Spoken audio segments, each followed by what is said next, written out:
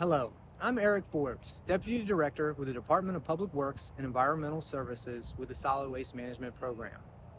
I want to give you an update about vacuum leaf season this fall and next year. We held our vacuum leaf survey over the summer, and a majority of our respondents wanted the service to continue. Therefore, we will not be moving forward with our staff recommendation to host a public hearing for the discontinuation of vacuum leaf season this fall or spring.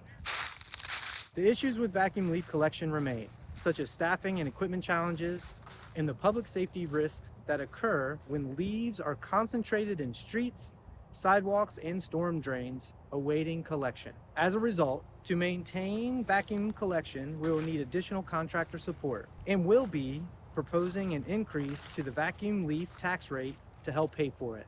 One way you can help is to voluntarily petition to remove yourself from the vacuum leaf service. In the meantime, as we continue to provide the service, we'll develop an outreach plan to share information on how to better manage leaves for those in the 5% of homes where leaves are vacuumed. So our customers will know about the benefits of natural areas in our landscapes where leaves should lay, or in repurposing fallen leaves into mulch for flower beds and garden areas.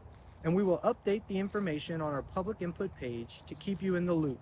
Again, if you are in the small percentage of county residences that receive vacuum leaf pickup, we strongly encourage you to voluntarily withdraw from the service using the petition process. The county has been vacuuming leaves for 56 years, since 1967. It's time to make a more sustainable change for the betterment of our resources and our environment. Thank you.